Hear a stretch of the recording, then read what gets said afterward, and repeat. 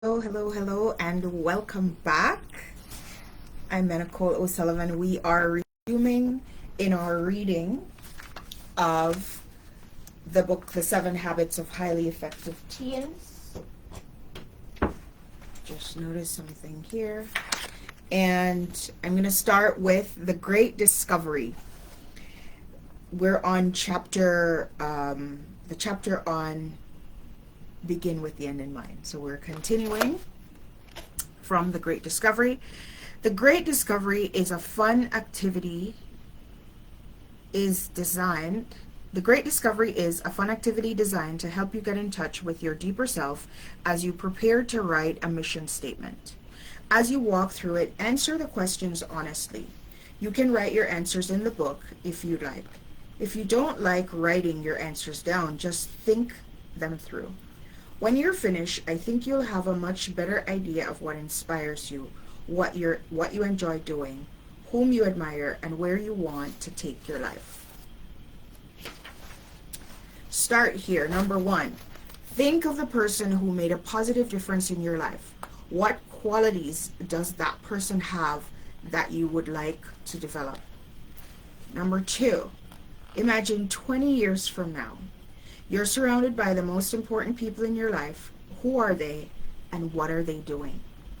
Number 3, if a steel beam 6 inches wide were placed across 2 skyscrapers, for what would you be willing to cross? $1,000? $1 million? Your pet? Your brother? Fame? Think carefully. Number 6, describe a time when you were deeply inspired. Actually, number 3, where's number 4? Oh, it's going from the bottom up. Number 4, if you could spend one day in a great library studying anything you wanted, what would you study? Number 5, list 10 things you would love to do. It could be singing, dancing, looking at magazines, drawing, reading, daydreaming, anything you absolutely love to do. Make a list of those. And then number 6, describe a time when you were deeply inspired. 7, 5 years from now, your local paper does a story about you and they want to interview 3 people, a parent, a brother or a sister, and a friend. What would you want them to say about you? Number 8, think of something that represents you. A rose, a song, an animal. Why does it represent you? And number 9, if you could spend an hour with any person who ever lived, who would that be? Why that person? What would you ask? And number 10, everyone has one or more talents. Which of the ones above are you good at? Write down ones not listed. So I'll read out the ones above. Good with numbers, good with words, creative thinking, athletics, making things happen, sensing needs, mechanical, artistic, working well with people, memorizing things, decision making, building things, accepting others, predicting what will happen, speaking, writing, dancing, listening, singing, humorous, sharing, music, trivia. And now you can add more to the list that you like. Getting started on your mission statement. Now that you've taken the time to walk through the Great Discovery, you've got a good jump start on developing a mission statement. Below, I've listed 4 easy methods to help you get started writing your own mission statement. You may want to try one of them or combine all 4 of them in any way you see fit. These are just suggestions, so feel free to find your own method. Method 1, the quote collection. Collect 1 to 5 of your very favorite quotes into one sheet of paper. The sum of these quotes then becomes your mission statement. For some, great quotes are very inspiring and this method works well for them. Method 2, the brain dump. Speed write about your mission for 15 minutes. Don't worry about what's coming out. Don't edit what you're writing. Just keep writing and don't stop writing. Get all your ideas down on paper. If you get stuck, reflect upon your answers to the Great Discovery. That should get your imagination in gear. When your brain has been sufficiently purged, Take another 15 minutes to edit, arrange, and make sense of your brain dump. The result is that in just 30 minutes, you'll have a rough draft of your mission statement. Then over the next several weeks, you can revise it, add to it, clarify it, or do whatever else you need to make it inspire you. Method 3, the retreat. Plan a large chunk of time, like an entire afternoon, and go to a place you adore and where you can be alone. Think deeply about your life and what you want to make of it. Review your answers to the great discovery. Look at the mission statement examples in this book of ideas. Take your time and construct your own mission statement using any method you see fit. Method number 4, the big lazy. If you're really lazy, use the U.S. Army slogan, "Be all that you can be," as your personal mission statement. Hey, I'm only joking. A big mistake teens make when writing a mission statement is that they spend so much time thinking about making it perfect, they never get started. You are much better off writing an imperfect rough draft than improving it later. Another big mistake is that teens try to make their mission statement look like everybody else's. That doesn't work. Mission statements come in many forms: a poem, a song, a quote, a picture, many words, a single word, a collage of magazine image pictures. There's no single right way to do it. You're not writing it for anyone else but you. You're not writing it for your English teacher, and it's not going to be graded by anyone. It's your secret document, so make it sing. The most important question to ask yourself is, does it inspire me? If you can say yes, you did it right. Once you have it written, put it in place where you can easily access it, like inside your journal or on your mirror. Or you could reduce it, laminate it, and put it in your purse or wallet. Then refer to it often, or even better, memorize it. Here are 2 more examples of teen mission statements, each very different in style and length. Whitney Lashevska's mission statement: care about the world, about life, about people, about myself. Love myself, my family, my world, knowledge, learning, life. Fight for my beliefs, for my passions, to accomplish, to do good, to be true to myself, against apathy. Rock the boat, don't let the boat rock me, and be a rock, and be remembered. This one was written by Katie Hall. It is short, but to her it means everything. My mission statement, nothing less. 3 watch-outs. As you strive to begin with the end in mind and develop a personal mission statement, watch out for the dangerous roadblocks. Watch out number 1, negative labels. Have you ever been labeled by others in a negative way, by your family, teachers, or friends? You guys from the east side are all the same, always getting into trouble. You're the laziest kid I know. Why don't you get off your butt and do something for a change? There goes Susie. I hear she's a total sleaze. I'm sure your school has its own labels.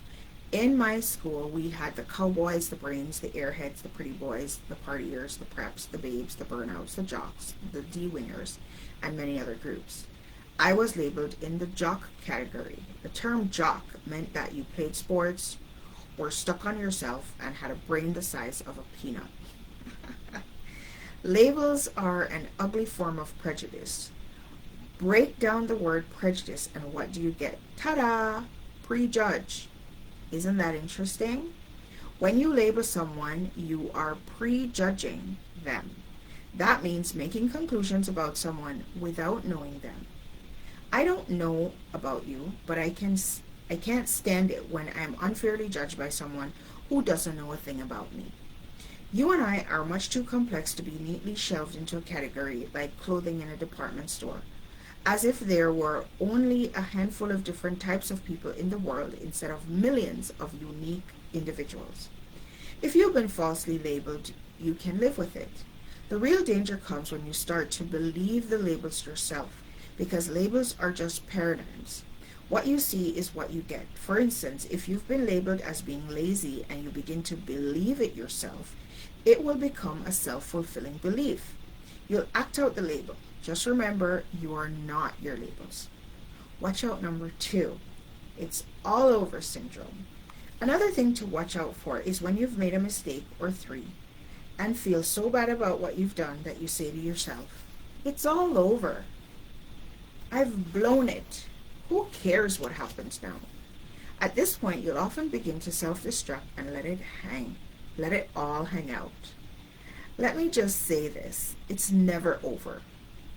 It means that many teens go through a time where they lose it and experiment and do a whole lot bunch of things they aren't proud of. Almost as if they're testing the boundaries of life. If you have made mistakes, you're normal.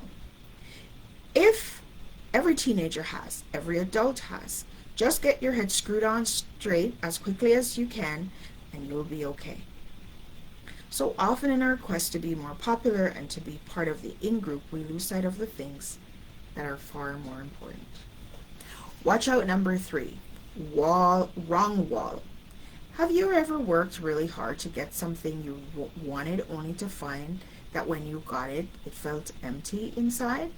So often in our quest to be more popular and to be of the in-group, we lose sight of things that are far more important, like self-respect, true friendships, and peace of mind. We are often so busy climbing the ladder of success that we never take time to see if our ladder is leaning against the right wall. Having no end in mind is a problem, but having an end in mind that leads us in the wrong direction can be an even bigger problem. I once played football with a guy who was an incredible player. He had everything going for him, including being the team captain and having the ultimate buffed body. Each game he would excite fans with heroic efforts and spectacular athletic feats. Fans praised his name, young boys worshipped him, and women adored him. He had it all, or so it appeared. You see, even though he was shining on the field, he wasn't doing right off the field. And he knew it, and so did I, because I'd grown up with him. As his fame increased, I watched him turn away from his principles and lose his direction. He gained the high fives of the crowd, but compromised something else far more meaningful, his character. It doesn't really matter how fast you're going or how good you're looking if you're headed in the wrong direction. How can you tell if your ladder is leaning against the right wall? Stop. Take a moment right now and ask yourself, is the life I'm living leading me in the right direction? Be brutally honest as you pause and listen to your conscience, that inner voice. What is it? What is it telling you? Our lives don't always require 180-degree shifts in direction. More often, we need only small shifts, but small changes can make huge destination differences. Imagine this, if you wanted to fly from New York to Tel Aviv in Israel, but made a 1-degree change north, you would end up in Moscow instead of Tel Aviv. Go for the goal. Once you have your mission in place, you want to set goals. Goals are more specific than a mission statement and can help you break down your mission into bite-sized pieces. If your personal mission was to eat a whole pizza, your goal would be how to slice it up. Sometimes when we hear the word goals, we go on a guilt trip. It reminds us of all the goals we should be setting and the ones we have blown. Forget about any mistakes you may have made in the past. Follow the advice of George Bernard Shaw, who said, "When I was a young man, I observed that 9 out of 10 things I did were failures. I didn't want to be a failure, so I did 10 times more work." Here are 5 keys to goal setting. Number 1, count the cost. How many times do we set goal when we are in the mood, but later find we don't have enough strength to follow through? Why does this happen? It's because we haven't counted the cost. Let's pretend you set a goal to get better grades in school this year. Good and fine, but now, before you begin, count the cost. What will it require? For instance, you will have to spend more time doing math and grammar and less time hanging out with your friends. You will have to stay up late some nights. Finding more time for schoolwork might mean giving up TV or reading your favorite magazine. Now, having counted the cost, consider the benefits. What could good grades bring you? A feeling of accomplishment? A scholarship to college? A good job? Now ask yourself, am I willing to make the sacrifice? If not, then don't do it. Don't make commitments to yourself you know you're going to break because you'll have withdrawals from your personal bank account. A better way is to make the goal more bite-sized. Instead of setting a goal to get better grades in all your classes, you might set a goal to get better grades in just 2 classes. Then next semester take another bite. Counting the cost will always add a touch of needed realism to your goals. Number 2, put it in pen. It's been said a goal not written is only a wish. There are no ifs and buts about it. A written goal carries 10 times the power. A young woman named Tammy told me how writing down her goals helped her eventually choose the right marriage partner. Tammy had been in an emotionally abusive relationship with a guy named Tom for several years and felt trapped. She had become dependent on him and it was miserable. A visit from a special friend one day finally gave her the inner spark she needed to make a change. It was an excerpt from Tammy's journal when she was 18. Just yesterday, I found enough strength and strong will to leave Tom and the environment I was part of for the past 2.5 years. I've needed to make a 180-degree change in order to find inner strength enough to succeed. I drew up a mental picture of where I wanted to be in 5 years and how I wanted to feel. I had a vision of being my own person, having the strength to make good decisions for my life, and most of all, being with someone in a good, healthy relationship. I came up with a list of qualities I wanted in a relationship, and I think I will write them down now for future reference. Qualities for a relationship or future spouse. Number 1, respect. Number 2, unconditional love. 3, honesty. 4, loyalty. 5, will support me in my pursuit and goals in life. 6, righteous, spiritual nature. 7, fun, good sense of humor. 8, makes me laugh every day. 9, will make me feel whole, not torn apart. 10, good father or good with children. 11, good listener. 12, will make time for me and will want the best for me in life. Now that I have this list documented, I have some place to turn to get a glimpse of what the future can hold. It gives me hope when I read it, and it reminds me of a better way to live life. Tammy later met and married a great guy who fulfilled her requirements. Happy endings do happen. As Tammy discovered, there's something magical about writing down your goals. Writing forces you to be specific, which is important in goal setting. As actress Lynn Tomlin has said, I always wanted to be somebody, but I should have been more specific. Key number 3, just do it. I once read a story about Cortez and his expedition to Mexico. With over 500 men and 11 ships, Cortez sailed from Cuba to the coast of the Yucatan in 1519. On the mainland, he did something no other expedition leader had thought of. He burned his ships. By cutting off all means of retreat, Cortez committed his entire force and himself to the cause. It was conquest or bust. To everything there is a season, says the Bible. A time to say, I'll try, and a time to say, I will. A time to make excuses and a time to burn your ships. Of course, there are times when trying our best is all we can do. But I also believe there's a time for doing. Would you lend $2,000 to a business partner who said, I'll try to return it? Would you get married if your partner, when asked to take you as a lawfully wedded husband or wife, say, I'll try? Get the point? I once heard a story about a captain and a lieutenant. Lieutenant, would you please deliver this letter for me? I'll do my best, sir. No, I don't want you to do your best. I want you to deliver this letter. I'll do it or die, sir. You misunderstand, Lieutenant. I don't want you to die. I want you to deliver this letter. Finally, the lieutenant caught on and said, I will do it, sir. Once you're fully committed to doing a task, our power to complete it will increase. If you do the thing, said Ralph Waldo Emerson, you will have the power. Each time I've committed myself to a goal, I seem to dig up gold mines of willpower, skill, and creativity I never thought I possessed. Those who are committed always find a way. The following passage by W.H. Murray, R. is one of my all-time favorites. It describes what happens inside you when we say, I will. Until one is committed, there is hesitancy, the chance to draw back, always ineffectiveness. There is one elementary truth, the ignorance of which kills countless ideas and splendid plans, that the moment one definitely commits oneself, then providence moves too. All sorts of things begin to occur which would never otherwise have occurred, and a whole system of events issues from the decision raising in one's favor all manner of unforeseen incidents and material assistance which no man could have dreamt would have come his way. I've learned a deep respect for one of Goethe's couplets. Whatever you can do or dream you can, begin it. Boldness has genius, power, and magic in it. In the words of Yoda, the great Jedi Master, do or do not, there is no try. Key number 4, use momentous moments.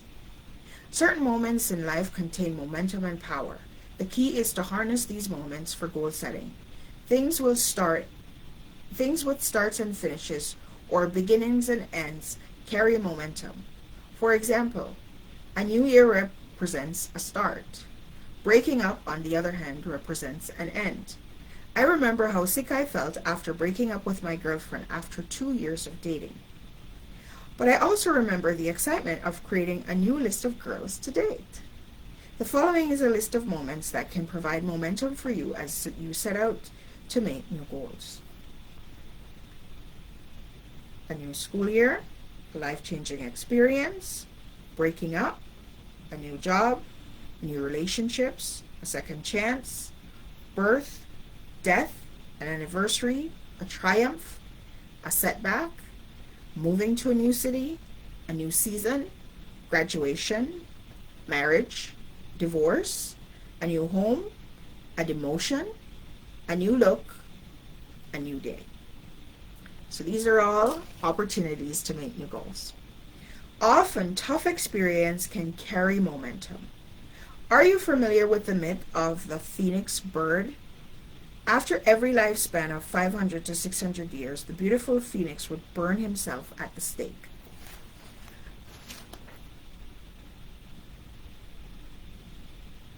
This is a myth. Yeah, it's a myth. Of ashes, or it would later arise reborn. In like manner, we can regenerate ourselves out of the ashes of a bad experience. Setbacks and tragedies can often serve as a springboard for change. Learn to harness the power of key moments to set goals and make commitments when you're in the mood to do it.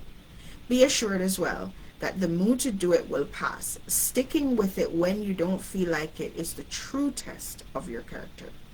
As someone once said, or someone once put it, character is the discipline to follow through with resolutions long after the spirit in which you've made them have passed.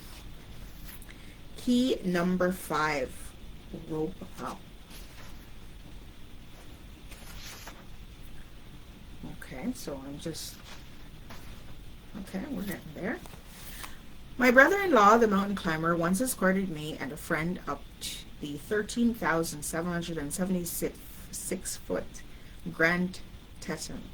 It was terrifying as we ascended the mountain, turned vertical.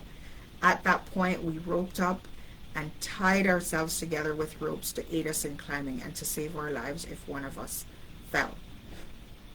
On 2 occasions, that rope kept me from taking 1,000-foot falls to my death. Believe me, I loved that rope as I never loved a rope before. By assisting each other and relying on the ropes, we finally reached the summit safely. You'll accomplish much more in life if you'll rope up and borrow strength from others. Let's suppose you set a goal to get in great shape. Now think, how could you rope up? Well, maybe you could find a friend who has the same goal, and the two of you could work together and become each other's cheerleaders. Or maybe you could tell your parents about your goal and get their buy-in. Or maybe you could share your goal with an athletic trainer or your gym coach and ask him or her for advice. Get creative. Rope up with friends, brothers, sisters, girlfriends, parents, counselors, grandparents, pastors, or whoever else you can. The more ropes you have, the greater your chances for success. Goals in action.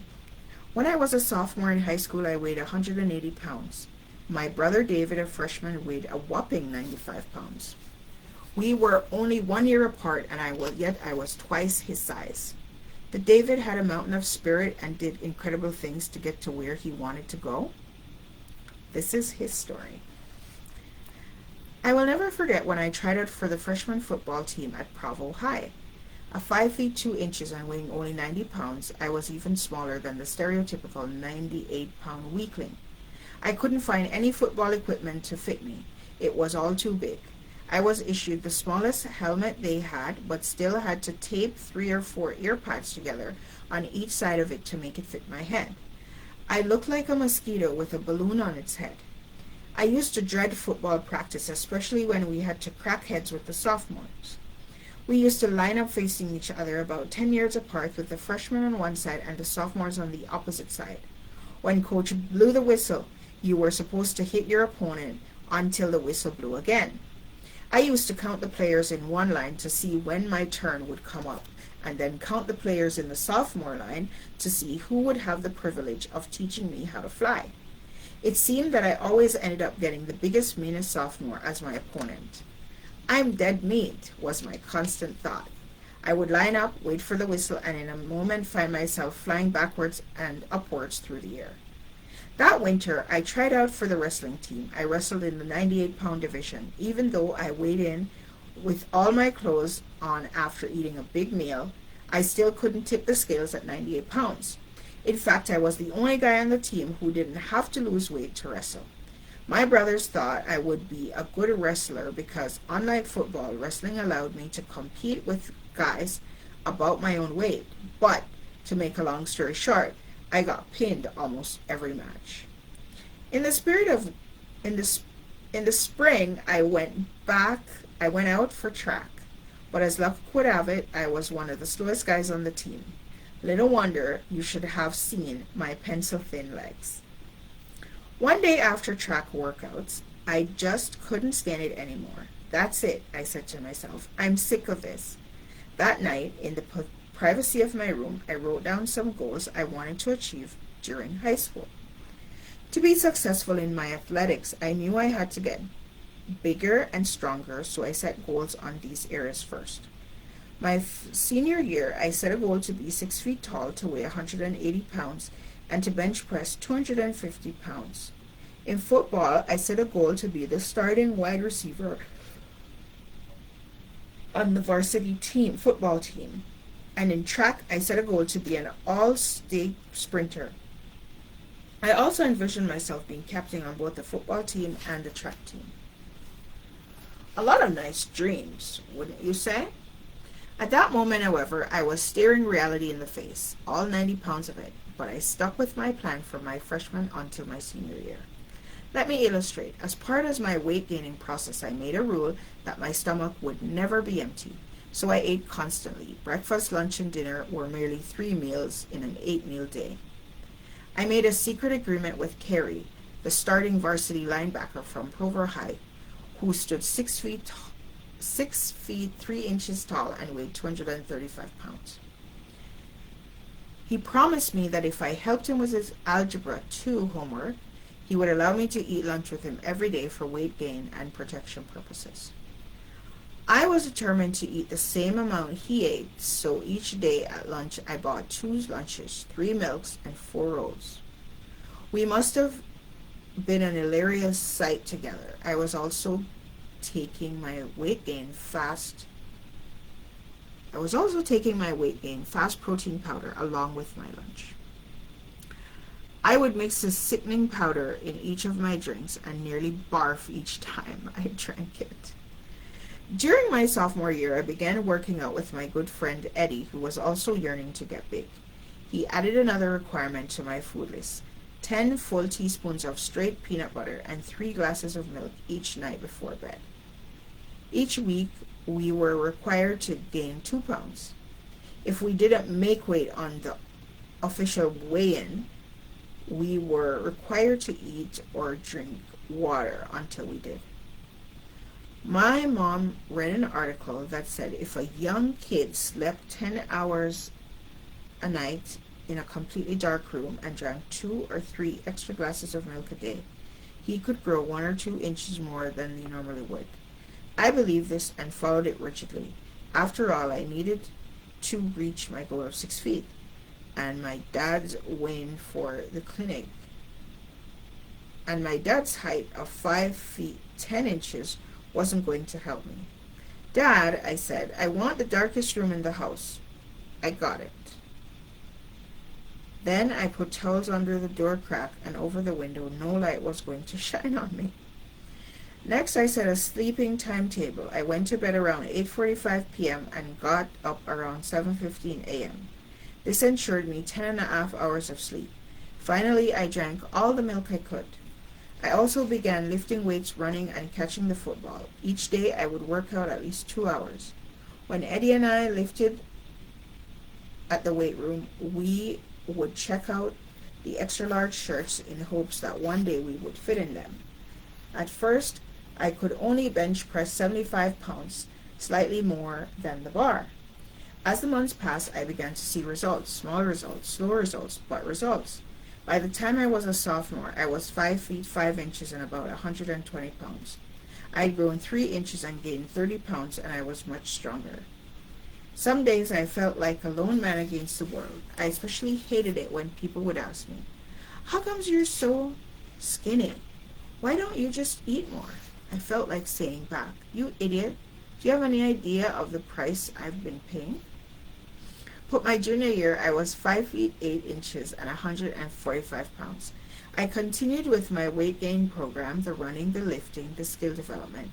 In my track workouts, I made it a goal never to loaf, not even for one sprint.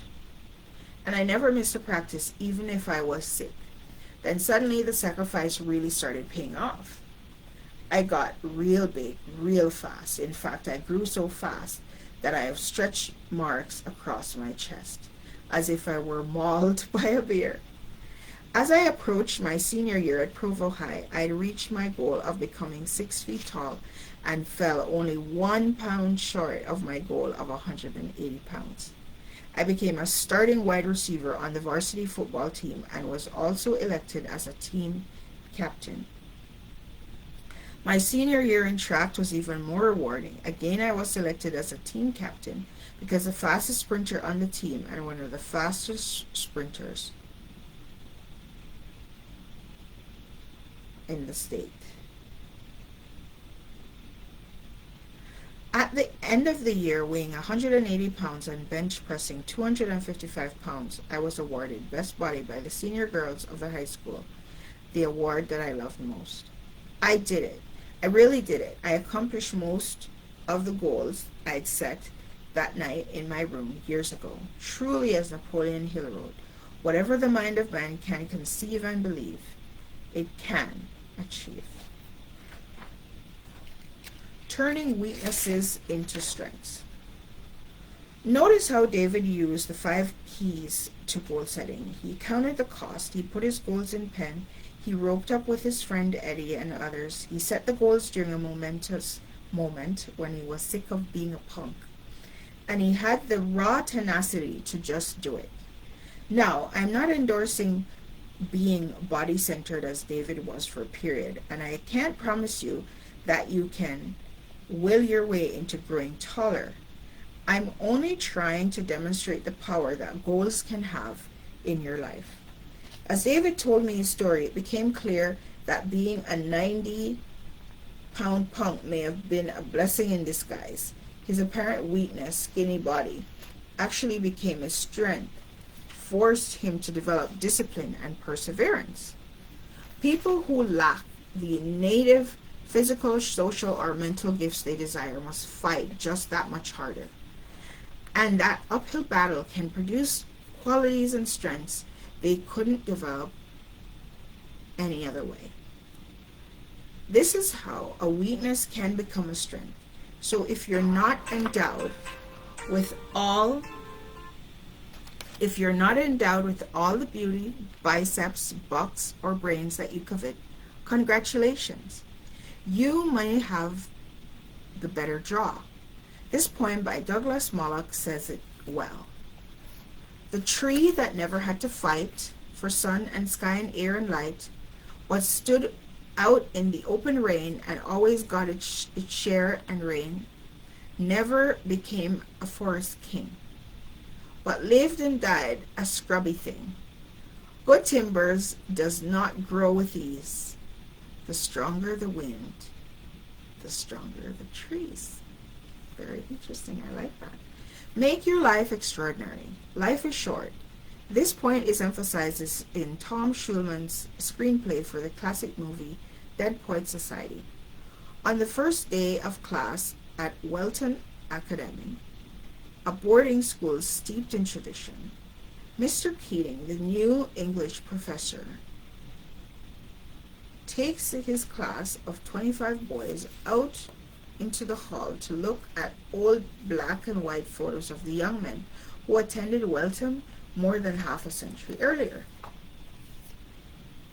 We are food for worms, lads, he tells his class as they look at the old photos. Believe it or not, each and every one of us in this room is one day going to stop breathing, turn cold, and die.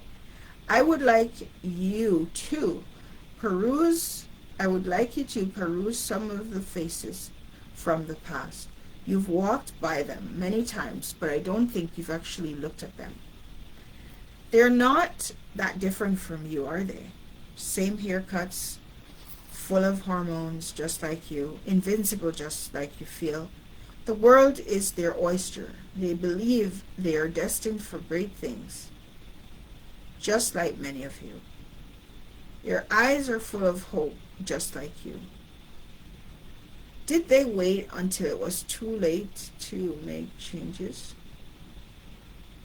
Did you wait until it was too late to make them from their lives even one iota of what they were capable to make from their lives? Because you see, gentlemen, these boys are not fertilizing daffodils.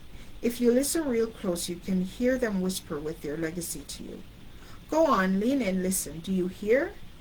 As the boys curiously lean in toward the glass enclosure, Professor Keating whispers in their ear, Carpe, carpe, carp time. Seize the day, boys. Make your lives extraordinary. Since your destiny is yet to be determined, why not make it extraordinary and live a lasting destiny, a lasting legacy? As you do this, remember, life is a mission, not a career. A career is a profession. A mission is a cause. A career asks, what's in it for me? A mission asks, how can I make a difference? Martin Luther King's mission was to ensure all civil rights for all people. Gandhi's mission was to liberate 300 million Indians. Mother Teresa's mission was to clothe the naked and feed the hungry. There are extreme examples. These are extreme examples. You don't have to change the world to have a mission. An educator, Maureen Morrison, said, who of us will never do great things? Most of us will never do great things, but we can do small things in a great way. I like that last part. We can do small things in a great way. He says this test doesn't fit in with his mission statement. The boy who didn't want to do the test laying on his back. Coming attractions. You've heard of willpower, but have you ever heard of won't power? That's up next. So baby steps. Number 1, determine the most important skills you'll need to succeed in your career. Do you need to be more organized? Be more confident in speaking in front of other people? Have stronger writing skills? The 3 most important skills I need for my career. Then you write those. Number 2, review your mission statement daily for 30 days. That's how long it takes to develop a habit. Let it guide you in all your decisions. Number 3, look in the mirror and ask, would I want to marry someone like me? If not, work to develop the qualities you're lacking. Number 4, go to your school guidance or employment counselor and talk about career opportunities. Take an aptitude test that will help you evaluate your talents, abilities, and interests. 5, what is the key cross and you're facing in your life right now? In the long run, what is your best path to take? And you can use a key crossword and facing and the best path to take. Write those down. Number 6, make a copy of The Great Discovery, then take a friend or family member through it step by step. Number 7, think about your goals. Have you put them in paper and written them down? If not, take time to do it. Remember, a goal not written is only a wish. Number 8, identify a negative label others have given you. Think up a few things you can do to change that label. And that's the end of that chapter. Have a blessed day. Follow me on YouTube if you want to see a collection of all of these at Medical Transforms, or you can follow me on TikTok at the same handle at Medical Transforms for daily spiritual enrichment and personal development tips. Have a blessed day. Take care.